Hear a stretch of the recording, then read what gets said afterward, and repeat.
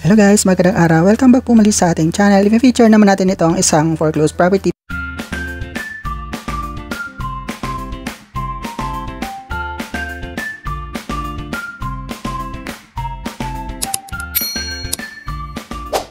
Ang susunod na property na ating pupuntahan ay located dito sa may Camellia Homes, Barcelona 2. Dito lang sa may Tanzang Luma 1, Imus, Cavite. Along Buhay na Tubig Street lang ito. So, napakalapit lang nito.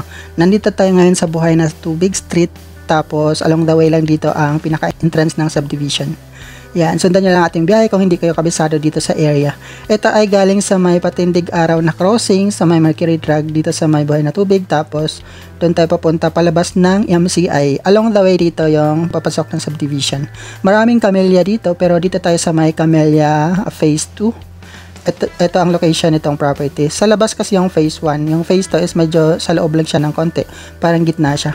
Maraming salamat po sa mga patuloy na nakasubaybay sa ating mga videos. Para sa bago pa lang sa ating channel, kung nagustuhan niyo mga ganitong content, click nyo na lang po ang subscribe button at ang notification bell para updated kayo kapag meron tayong mga bagong upload. Sa mga hindi po nakakaalam, hindi po tayo agent or connected sa Pag-ibig Foreclosed Properties. Kagaya nyo lang din kami na nagbibid para makakuha ng sariling bahay.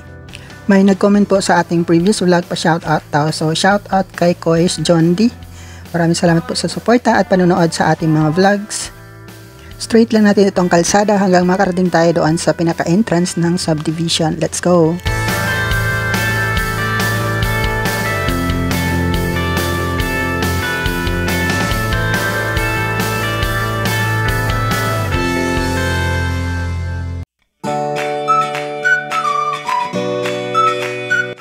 Andito na nga tayo sa may entrance ng subdivision. Dito sa may harapan niya is parang may rotonda siya.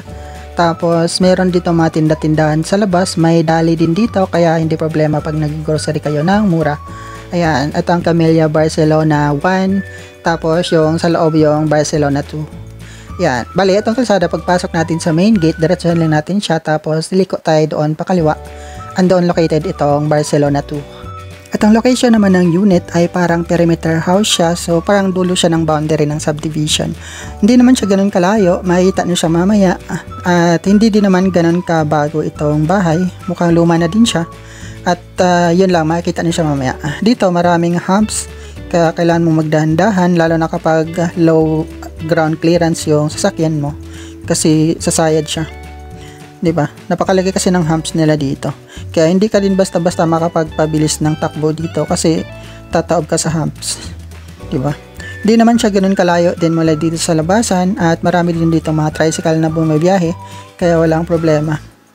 Makita nyo din naman. Diba?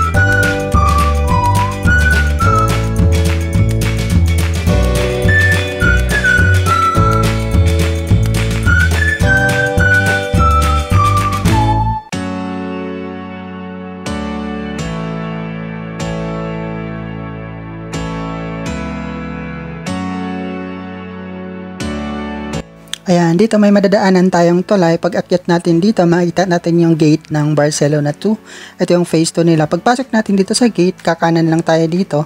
Merong kalsada dito pa kanan. Dito tayo papasok.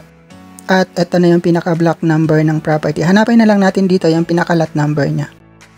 Itong location naman ng bahay is parang malapit na siya sa dulo nitong pinaka-kalsada na to. Yung dulo naman ito is end road. So parang dead end siya. Pero dito naman sa tapat ng bahay, meron din siyang sangandaan na pwede kang kakaliwa. Ayan, so nakalop din siya sa kabilang subdivision. Nakalop din siya sa kabilang side ng subdivision.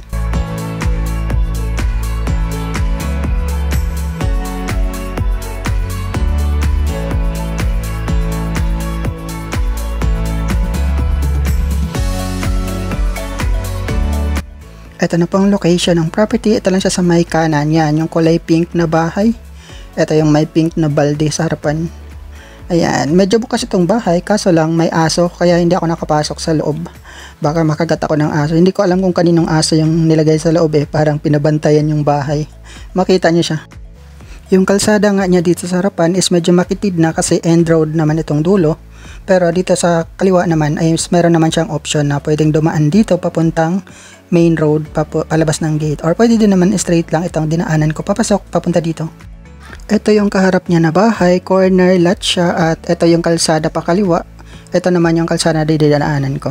Ito yung pinaka-property, ayan, parang kanto nga siya. Pero hindi naman siya, tumbok. Hindi naman siya tumbok na property. May katabi pa nga siyang maayos na bahay at may nakatira. Yun, nakita kong bukas itong gate niya, kaya nag-try akong pumasok. Kaso lang, may aso sa loob, kaya hindi ako nakapasok talaga. Gusto ko sanang i-feature yung pinaka-interior niya. Kaso hindi talaga pwede kasi may aso. Ayan. Kalmado pa ako dyan pagpasok. Pero mukha naman talagang napabayaan na itong property. Kaya naka-indicate ito na unoccupied based sa Pag-ibig specification. Ayan, makikita nyo naman. Mukhang maayos pa naman itong bahay. Hindi lang talaga siya naalagaan ng maayos. Diba? At okay din naman itong pwesto niya. Ayan, makikita nyo naman. Maganda yung pwesto niya. Diba? Ayos na ayos pa talaga. Ayan, natuwa pa ako nung una, akala ko walang aso. Yun pala pagpasok ko meron, may tumahol.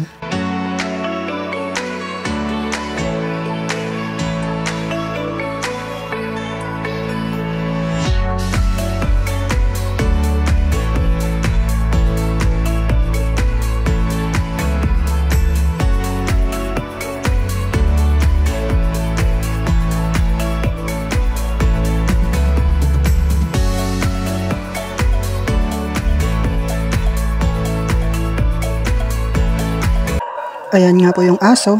Ayan, mukhang mga habol. Parang merong tao sa loob Hindi ako sure kasi di ko naman natanong kung may tao sa loob. Pero mukha naman kasi talagang walang nakatira. Ayan nga lang is parang meron din siyang gripo ng tubig dito. So parang may gumamit dito sa unit. Ayan, hindi lang ako sure kung ginamit ito as extension ng kapitbahay. Pero yun nga, may aso nga siya nakabantay kaya hindi tayo makapasok. Diba? Hanggang dito lang tayo sa labas. Kapag nakuha niya itong unit, mas okay ko i-check niyo siya. Kasi hindi ako sure At pwede nyo din kausapin yung kapitbahay, baka naman nagbibid din naman sila dito. Ayan, pataasan na lang kayo ng offer kung sakali. Pero kung hindi naman nila nibid at kinanalo, syempre kayo may karapatan dyan sa property pag nakuha nyo siya. Di naman nila yan maangkin kung wala silang papers. So ayan, medyo marami-rami lang din talagang aayusin dito kapag nakuha nyo itong property. Pero ang kagandahan is meron na siyang gate at extension, kaya safe naman na dito kapag nakuha nyo itong property. Papaayos na lang kung gusto nyo pagandahin. Diba? Meron na siyang gate at bakod. Yan lang ay hindi tayo sure sa kalagayan niya sa loob, pero makikita niyo naman naka-tiles na din siya. Sa baba, hindi tayo sure kung ano itsura nito sa taas. For sure, naka-partition na din siguro yung room nito. Kaso lang, mukhang sira-sira na siya kasi ayan na, makikita niyo naman kinakalawang na at mukhang napabayaan na nga talaga itong property. Yan, kausapin niyo na lang yung kapitbahay kung makuha niya itong property. Kung sakaling merong kapitbahay dito na gumagamit sa unit.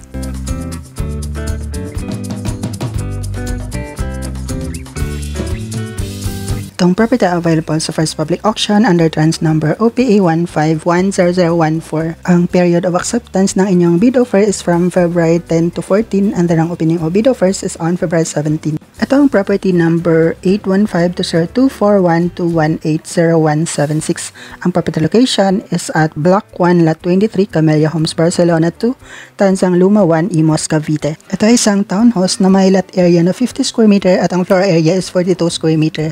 Ang minimum bid price sa Pag-ibig is 1,010,900 and then ang gross monthly income not required based sa minimum bid price is 17,783.67 at ito ay isang unoccupied property.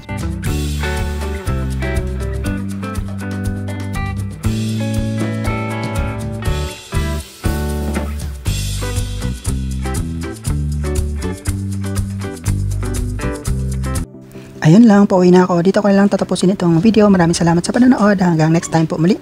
Ingat tayo palagi and God bless. Good luck sa bidding.